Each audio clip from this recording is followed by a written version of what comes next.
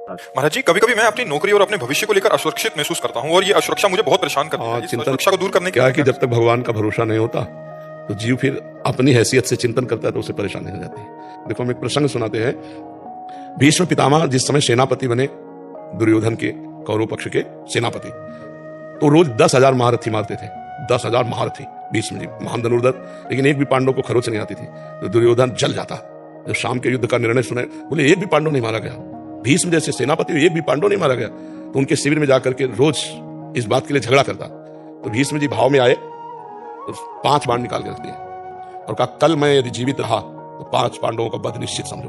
अब ये खबर फैल गई पूरे दोनों शिविरों में कि भीष्म ने प्रतिज्ञा की कल 5 पांडवों का वध होगा।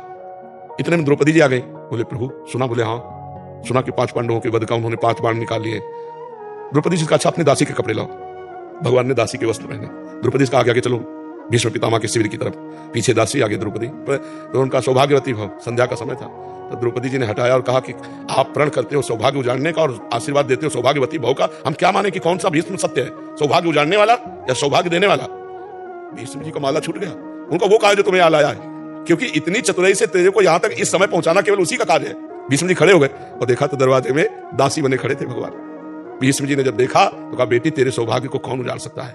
हम जैसे सैकड़ों भीष्म तो भी नहीं उजाड़ सकते, जिसका रक्षक ये गोविंद तुम्हारे लिए दासी बन के आया है। अब भगवान लौट करके आए तो देखा पांडव चैन से सो रहे हैं। तो पांडवों को जगाया। उनका भीष्म ने प्रतिज्ञा की है 5 पांडवों को मारने की। बोले, हाँ पता है। बोले, तुम चैन से सो क्यों रहे हो? बोले, जिसके तुम रक्षक हो तो चैन से हम सोए, आप खुद व्यवस्था करो। तो समझ रहे हो ना, अगर भगवान का भरोसा है तो चैन से सोगे, वो व्यवस्था खुद कर देंगे। और भगवान का भरोसा नहीं तो अपनी परेशानी, अपनी जिम्मेवारी लेने पर हम परेशान हो जाएं, क्योंकि हम मनुष्य हैं।